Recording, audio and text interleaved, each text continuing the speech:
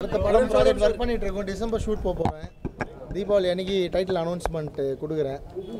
இது வந்து ஒரு மறுபடியும் நானும் ரிச்சர்ட் சாரும் பண்ணுற இன்னொரு படம். எங்களோட சக்திக்கு மீறி ஒரு படம் ட்ரை பண்ணுறோம்.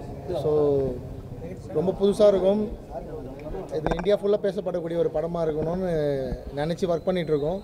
ஸோ மற்ற அப்டேட்ஸ் எல்லாமே உங்களுக்கு வந்து நவம்பரில் வர ஆரம்பிக்கும். இப்போ ஹீரோயின் பார்த்துட்ருக்கோம். படத்துக்கு எல்லா ஒர்க்கும் முடிஞ்சு ஸ்கிரிப்ட் ஒர்க்லாம் லொக்கேஷனும் ஹீரோயினும் தேடிட்டுருக்கோம். எல்லாம் முடிஞ்சோடனே உங்களுக்கு அப்டேட் சொல்கிறேன். இன்னும் கொஞ்ச நாள் டைம் கொடுங்க, நல்ல அப்டேட் சொல்கிறேன். அந்த படத்தில் கிராஃப்ட் இருக்குமா? கிராஃப்ட்டை பற்றி ஒரு இயக்குனர் பேசினாங்க. கிராஃப்ட் ஒழுங்காக பண்ண தெரியல ஒரு சில இயக்குனர் சொன்னாங்க. அந்த படத்தில் கிராஃப்ட் தெரியலையே. அவர் நல்லா பண்ணியிருந்தாருன்னு அவரோட படம் ஓடி இருக்கணும்ல. ஸோ கிராஃப்டை பற்றி பேசுகிறவங்க அவங்க படத்தை வந்து சக்ஸஸ் பண்ணிட்டு பேசட்டும். வேறு ஏதாவது கேள்வி கேளுங்க. இப்போ எல்லா இயக்குனருமே அவங்க வாழ்க்கை வரலாறு ஷூட் பண்ணுறாங்க. உங்களுடைய வாழ்க்கை வரலாறு ஏதாவது ஷூட் பண்ணக்கூடிய வாய்ப்பு? நான் சென்னையில் பிறந்து வளர்ந்தேன் பிரதர். எனக்கு என்ன இருக்க போகுது? உங்களுக்கெல்லாம் இருக்க வரலாறு தான் எனக்கு இருக்க போகுது. நான் ராயபுரத்தில் பிறந்து வளர்ந்த ஒரு சாதாரண நார்மலான ஒரு லைஃப் தான் இருந்து. ஸோ என் லைஃப்பில் அப்படி ஸ்பெஷலான சம்பவங்கள் எதுவும் இல்லை. என் லைஃப்பை வந்து படம் எடுக்கிற அளவுக்குலாம் ஒரு பெரிய கண்டென்ட்லாம் இல்லை. நார்மலாக உங்களை மாதிரி ஜாலியாக பிறந்து வளர்ந்த ஒரு சாதாரண மனுஷன் தான் நான். முன்னணி ஹீரோக்கள் கூட நீங்கள் மூவி பண்ணுறாப்பா ஏதாவது ஐடியா இருக்கா? இல்லை, இந்த ஒரு வருஷம் கடந்து வந்தது காரணம் ஒரு ஹீரோ கூட கமிட் ஆகி ஒரு பெரிய நிறுவனத்துக்கிட்ட அட்வான்ஸ் வாங்கினது தான். அவங்க ஆரம்பிக்கிறதுல சில காலதாமதங்கள் ஆச்சு. அவங்களுக்கு நிறைய பிரச்சனைகள் அவங்க பண்ண படங்களில் இருந்ததால் இந்த ஒரு வருஷம் படம் பண்ண முடியாமல் வெயிட் பண்ணேன். ஸோ அவங்கக்கிட்ட சொல்லிவிட்டு நான் என் ஸ்டைலில் போய்ட்டு ஒரு படம் பண்ணிட்டு வந்துடுறேன். பண்ண 3 படங்களுமே என்னோடய ப்ரொடக்ஷன் தான். திரௌபதி, ருத்ரதாண்டவம், பகாசுரன் 3மே. ஸோ நான் மறுபடியும் போயிட்டு என் ஸ்டைல்லே ஒரு படம் ப்ரொடியூஸ் பண்ணுறேன்னு சொல்லி இப்போ எனக்கு ஒரு ப்ரொடியூசர் ப்ரொடியூசர் ஜாயிண்ட் ஆகிருக்காரு. ஸோ நானும் அவரும் சேர்ந்து பண்ணுறது தான் அடுத்த படம். முடிச்சுட்டு என் ஸ்டைல் படம் தான் சார். என் ஸ்டைலில் இது வரைக்கும் என்ன படம் பார்த்தீங்களோ அதேமாதிரி ஒரு படம் தான். ஸோ இது முடிச்சுட்டு மறுபடியும் பெரிய ஹீரோ கூட ஒர்க் பண்ண ட்ரை பண்ணுவேன். அவர் யார், எந்த கம்பெனின்றதெல்லாம் அவங்களே அனௌன்ஸ் பண்ணுவாங்க.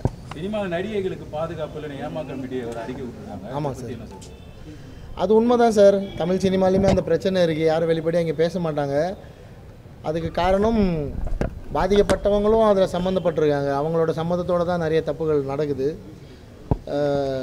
நான் வந்து பெருசாக இந்த சினிமா மக்களோட இன்றைக்கி இண்டஸ்ட்ரியில் இருக்கவங்க கூட எனக்கு நட்பு இல்லை சார். ஸோ என்னோடய ஸ்டைல் ஆஃப் ஃபில்ம் மேக்கிங், என்னோடய ஸ்டைல் ஆஃப் மூவி மேக்கிங்கே வேறு. நான் ஒரு ஐலாண்ட் மாதிரி தனியாக ஒர்க் பண்ணிகிட்ருக்கேன். எனக்கு நான் செவி வழியாக கேட்ட செய்திகள் நிறைய வந்து என்னை மீட் பண்ணுற ஆர்டிஸ்ட் வந்து நிறைய புலம்பியிருக்காங்க, நிறைய பிரச்சனைகளை சொல்லியிருக்காங்க. அதெல்லாம் அவங்க தான் சொல்லணும், நான் சொல்லக்கூடாது, ஆதாரம் இல்லை. ஆனால் இங்கே அந்த பிரச்சனைகள் இருக்குது. பெண்களுக்கு நிறைய பிரச்சனைகள் இருக்குது. ஆண்களுக்குமே இங்கே சினிமாவில் நிறைய பிரச்சனைகள் இருக்குது. நிறைய எப்படி பெண்கள் வந்து பாலியல் ரீதியாக துன்புறுத்தப்படுறாங்களோ அது மாதிரி நிறைய ஆண்கள் வந்து பணம் கொடுத்து நடிக்க வைக்கிறேன்னு சொல்லி ஏமாற்றி நிறைய பேர் பொருளை இழந்திருக்காங்க, பணத்தை இழந்திருக்காங்க, வாழ்க்கை இழந்திருக்காங்க. ஸோ சினிமான்றது ஒரு மிகப்பெரிய மாய வலை தான். அதில் சிக்கி ஜெயித்தவங்களை விட தோற்றவங்களும் வாழ்க்கை இழந்தவங்களும் அதிகம். அது மலையாள இண்டஸ்ட்ரியுமே தமிழ் இண்டஸ்ட்ரியுமே நிறைய பிரச்சனைகள் இருக்குது தான் சார். உண்மை தான் இருக்கிறது, இல்லைன்னு சொல்கிறதெல்லாம் நம்பாதீங்க. முன்னணி நடிகர்கள் பற்றி இதை பற்றி எதுவும் பேச மாட்டேங்கிறாங்க. அவங்களுக்கும் டைவர்ஸ் அந்த மாதிரியான இஷ்யூஸ்க்கு போயிட்டு இருக்கு. அவங்க மனைவிகள் வந்து சினிமாவில் சார் அவங்க பர்சனல் இஷ்யூஸ் வேணாம் சார். டைவர்ஸ் பற்றிலாம் பேச வேணாம். அது அவங்க எல்லார் மனுஷன், உங்களுக்கு இருக்கும் எனக்கு இருக்கும், அதெல்லாம் பேச வேணாம். இது பொதுவான கருத்து, பொதுவான விஷயம். ஏன்னா நான் சினிமாலே நிறைய பெண்களுக்கு சப்போர்ட்டாக நிறைய விஷயங்கள் பேசுகிறதால இதை பற்றி பேசுகிறதில்ல ஒன்றும் எனக்கு பயமோ அச்சமோலாம் இல்லை. பட் நான் ஒரு சில விஷயங்கள் எனக்கு தெரிஞ்சதை சொன்னால் அதுக்கு ஆதாரம் இல்லை. எனக்கு சொன்னவங்க அதை வெளியே சொல்லலாமான்ற அனுமதி எனக்கு கொடுக்கல. ஸோ பேச முடியாது. ஆனால் சினிமாவில் மலையாள இண்டஸ்ட்ரியில் இருக்க மாதிரியான பிரச்சனைகள் தமிழ் சினிமாவில் நிறைய உண்டு. கொஞ்சம்லாம் இல்லை, நிறைய பிரச்சனைகள் இருக்குது. ஒரு இயக்குனர் பொது மேடையில் பேசும்போது இந்த சென்னை எங்களுது அப்படின்னு சொல்லியிருந்தாரு. இந்த சென்னை அதுக்கு நான் ட்வீட் போட்டிருந்தேன் சார். சென்னை யாருது நீங்கள் தேடி போனீங்கன்னா சென்னை வந்து மீனவர்கள் மக்களுக்கானதாக தான் இருக்கும். ஏன்னா சென்னையை உருவாக்க கடலோரத்தில் இருக்க மீனவ மக்கள் பட்ட கஷ்டம் தான் மிகப்பெரிய கஷ்டம். சென்னையில் ஹார்பர் உருவாகலைன்னா சென்னை உருவாயிருக்காது. நான் ராயபுரத்தில் பிறந்து வந்தாலும் அது எனக்கு தெரியும். ஆனால் அவங்க சைட்லேருந்து யாரும் இன்னும் சினிமா துறையில் பெருசாக வளர்றதெல்லாம் அவங்க சைடில் குரல் கொடுக்க ஆள் இல்லை. சொல்லணும்னா அவங்க தான் அதை சொல்லணும், மற்ற யாரும் அதை சொல்ல முடியாது. சென்னை அனைவருக்குமானது தான். இப்போ கோட் படம் பார்த்தாச்சா? கோட் படம் பார்த்து ரிவ்யூவே கொடுத்தேனே. எனக்கு ரொம்ப பிடிச்சிருந்தது கோட் படம். வெங்கட் பிரபு சார் சூப்பராக பண்ணியிருந்தார். அதில் அந்த விஜய் சாரோட அந்த ஃபாதர் கேரக்டர், ரொம்ப மெச்சூர்டான கேரக்டர் வந்து ரொம்ப ரசிக்கும்படியாக இருந்தது. அது இன்னும் கொஞ்சம் நேரம் கூட அந்த கேரக்டர் எக்ஸ்டெண்ட் பண்ணியிருக்கலாம். அந்த டிஏஜிங் பண்ண கேரக்டரை விட எனக்கு அந்த விஜய் சாரோட ஃபாதர் கேரக்டர் ரொம்ப பிடிச்சிருந்தது. ரொம்ப நல்ல படம் கோட்டு. அதுதான் நான் கூட வெங்கட் பிரபு சார் கேள்வி கேட்டிருந்தேன் ட்விட்டரில். வெங்கட் பிரபு சார் இன்டர்வியூவில் சொல்லியிருந்தார், தலைனா அது சினிமாவில் அஜித் சார் தான், கிரிக்கெட்டில் தான் டோனி, தலைனா இந்திய சினிமா முழுக்கவே அஜித் சார் பேர் தான் அப்படின்னு சொல்லி ஓப்பனாக வெங்கட் பிரபு சார் சொன்னதோட அந்த சர்ச்சை முடிஞ்சிச்சு. அந்த நடிகை பேசினது அவங்களோட அறியாமை, அவ்வளோதான். விஜயகாந்த் சார் ஏஐல வந்திருந்தார், அது எப்படி இருந்தது உங்களுக்கு? ஏஐல ஏற்றணும்னா நீ யாரை நினைக்கிறீங்க? எப்படி வரணும்? இல்லாத இப்போ இங்கே இல்லாத ஒரு நடிகர் எனக்கு வந்து சொல்கிறேன் சார். விஜயகாந்த் சார் ஏஐயில் ஃபஸ்ட்டு அவரோட இன்ட்ரடக்ஷன் பார்க்குறப்ப பிடிக்கல சார். ஆனால் போக போக விஜய் சாரோட பாணியில் விஜயகாந்த் சாரோட ஃபேஸ் பார்க்குறப்ப புரிஞ்சிச்சு. அதுக்கப்புறம் நம்ம கொஞ்சம் டைம் எடுத்து பார்க்க தான் விஜயகாந்த் சாரோட ரொம்ப யங்கர் வெர்ஷனை காட்டியிருக்காங்க. இப்போ இந்த தலைமுறையில் இருக்க நிறைய பேர் விஜயகாந்த் சாரோட யங்கர் வெர்ஷன் தெரியாது. அதனால் முதல்ல நிறைய கிரிட்டிக் வந்தது. ஆனால் நீங்கள் படமாக ஒரு 2 நிமிஷம் 3 நிமிஷம் அந்த கேரக்டர் பார்க்குறப்ப உங்களுக்கு பிடிச்சிரும். எடுத்தோடனே ஃபஸ்ட்டு கிளான்ஸில் வந்து திருப்தியாக இல்லை சார். அந்த ஏஐ போக போக அந்த கேரக்டர் ரொம்ப நல்லா இருந்தது. விஜயகாந்த் சாருக்கு மிகப்பெரிய ஒரு ஹானராகவும் இருந்தது. எனக்கு அந்த மாதிரி ஒரு ஏஐ உருவாக்கணும் அப்படின்னா நான் சிவாஜி சாரை உருவாக்கணும்னு நினைக்கிறேன். சிவாஜி கணேசன் சாரை வந்து மொத்த சினிமாவுமே இப்போ மிஸ் பண்ணுது. அந்த மாதிரி ஒரு ஆக்டர் இல்லை. தேவர் மகன் மாதிரி ஒரு கேரக்டர் பண்ண இன்றைக்கி வந்து ஒரு நடிகர் இல்லை. இருக்காங்க, அவங்க வந்து கேட்குற சம்பளம்லாம் மலை மாதிரி இருக்குது, பெரிய சம்பளமாக இருக்குது. 1-2 ஆர்டிஸ்ட் தான் இருக்காங்க. இந்த டைமில் நான் சிவாஜி சாரை தான் மிஸ் பண்ணுறேன். விஜய் சாரோட அரசியல் வருகை பற்றி அவர் யார் சார் வேணாம் சொல்லுவாங்க? நல்ல விஷயந்தான். தமிழ்நாட்டுக்கு ஒரு புது தலைவர், இளைஞர்களுக்கு பிடிச்ச ஒரு தலைவர் உருவாகிறது நல்ல விஷயம்தான். விஜய் சாரும் அதே ரூட்லேயே போகிறாரு, தப்பான ரூட்டில் போகிறாரோன்னு வருத்தமாக இருக்குது. இந்த 2-3 நாளாக அவர் விநாயகர் சதுர்த்திக்கு வாழ்த்துக்கள் சொல்லாதது, ஓணம் பண்டிகைக்கு வாழ்த்துக்கள் சொன்னது கொஞ்சம் வருத்தமாக இருக்குது. விஜய் சாரை வந்து அரசியல் வரணுன்னே வார்ம் வெல்கம் தான் கொடுத்தோம். சவுட்டிக்கு மட்டும் ஏன் சார் இவ்வளோ இந்த மாதிரிலாம் இருக்குது? வேறு எத்தனையோ பண்டிகைகள் இருக்குது, அதை மட்டும் மார்க் பண்ண காரணம் பயம்தான் சார். விநாயகர் சதுர்த்தி அப்படின்னா அது இந்துக்கள் பண்டிகை ஆகிடுது. நீங்கள் இந்துக்களுக்கு ஆதரவு கொடுத்தீங்கன்னா இன்றைக்கி இந்தியாவை ஆளக்கூடிய பிஜேபிக்கு சப்போர்ட் பண்ணுற மாதிரி ஒரு தோரணை நீங்களாம் உருவாக்கி விட்டுறீங்க. அதனாலே நிறைய பேர் இந்துக்களாக இருக்கவங்க விநாயகர் சதுர்த்தி வாழ்த்து சொல்ல பயப்படுறாங்க. நீங்கள் கொஞ்சம் அதை சரி பண்ணிக்கிட்டீங்கன்னா நிச்சயமாக எல்லோரும் விநாயகர் சதுர்த்தி வாழ்த்துக்கள் சொல்லுவாங்கன்னு நம்புகிறேன். விநாயகர் சதுர்த்திக்கு வாழ்த்துக்கள் சொல்கிறது வேறு, நீங்கள் பிஜேபிக்கு சப்போர்ட் பண்ணுறது வேறு. ரெண்டுத்தையும் ஒன்றா பார்க்குற மனநிலைமை தயவு சேர்ந்து விடுங்க. அப்போ தான் இன்னும் ஓப்பனாக நிறைய பேர் வந்து வெளிப்படையாக வாழ்த்துக்கள் சொல்லுவாங்க. வந்திருக்க எல்லாருக்கும் நன்றி. ஒரு சின்ன படம்னா கூட்டம் எப்பவுமே ரொம்ப கம்மியாக இருக்கும். நிறைய சின்ன படத்துக்கு வந்திருக்கோம், என் படத்தையும் சேர்த்து. இன்றைக்கி என்னென்னு தெரியல, இவ்வளோ கூட்டம் இருக்குது. அதுக்கான காரணம் முதல்ல எனக்கு தெரியல. அதுக்கு ப்ரொடியூசரோட மனசு தான் காரணமாக இருக்கும்னு நினைக்கிறேன். பிஆர்ஓ தான் காரணம், சக்தி. நாளைக்கு இதே இடத்துல ஏன் பேனர் இருக்க போது, நாளைக்கு சார் ஆடியோ ரிலீஸ் உங்கள் எல்லாருக்கும் தெரியும்னு நினைக்கிறேன். அதுக்கு முதல் நாள் நான் நடித்த படத்தோட ஆடியோ ரிலீஸ். இது வந்து பிரஜனை பற்றி சொல்லி ஆகணும். ஒரு கிட்டத்தட்ட ஒரு 15 வருஷம் நட்பு, தம்பி. ரொம்ப எப்படி சொல்கிறது, இந்த ஆட்டோ ஓட்டின சமயத்தில் ஒரு ஒரு பயம். இவ்வளோ ஆசை வச்சுருக்கோம், என்ன மைலேஜ் கிடைக்கும் அப்படின்றப்போ ஈவினிங் அந்த ஆட்டோ ஸ்டாண்டை வந்து எப்படி பயன்படுத்துவேன்னா, ஒரு 9 மணி ட்ராவல், 9 to காலையில் வரைக்கும் வண்டி ஓட்டுவோம்.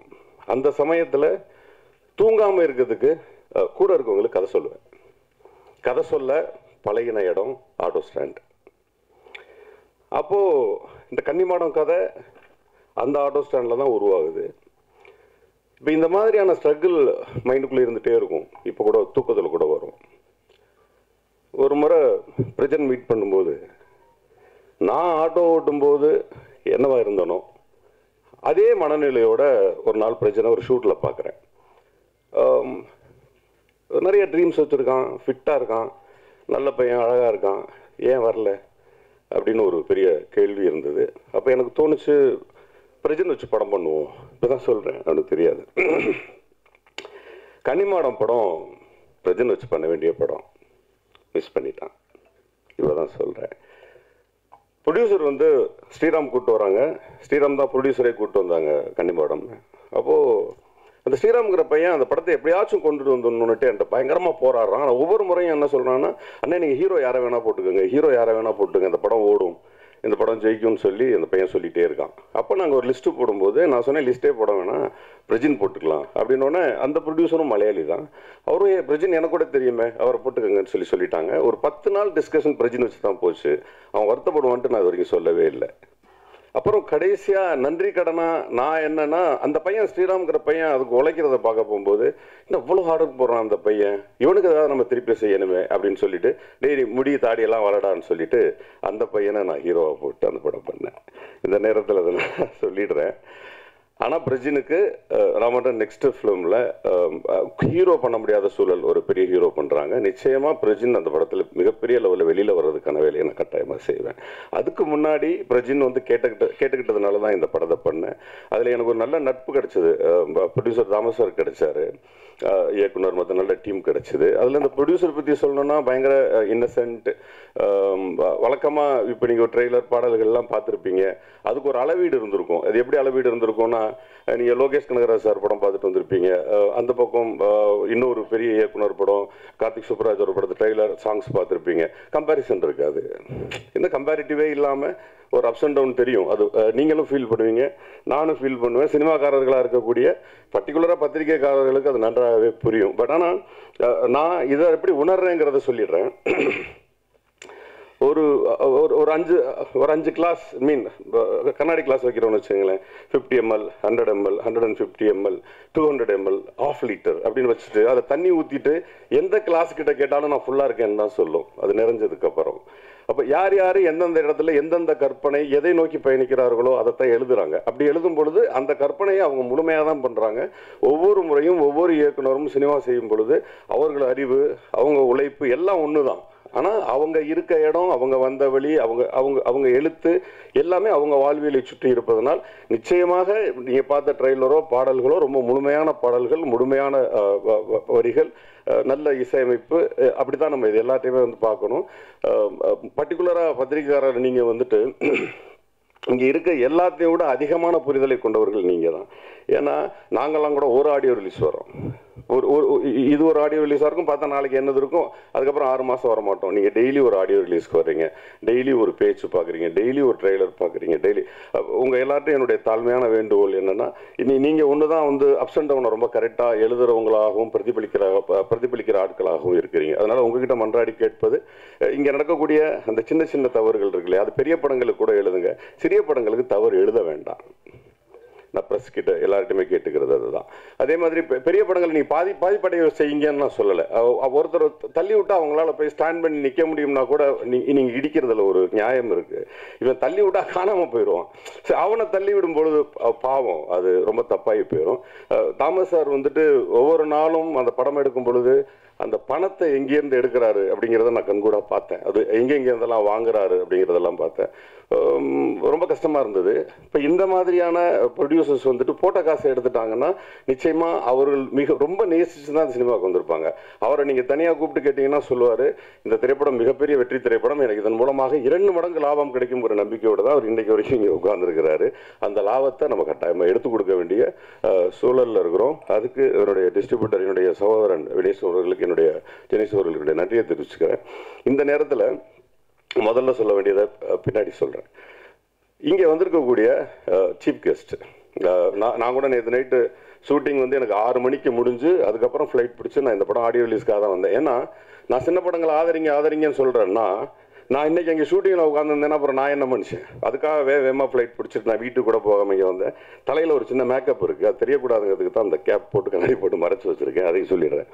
இங்கே வந்து உட்கார்ந்துருக்கிற நம்முடைய திரு கே பாக்யராஜ் சார் அவர்கள், இங்கே இருக்கக்கூடிய எல்லா சின்ன படங்களுக்கும் அவர் தான் ஆதரவு தராரு.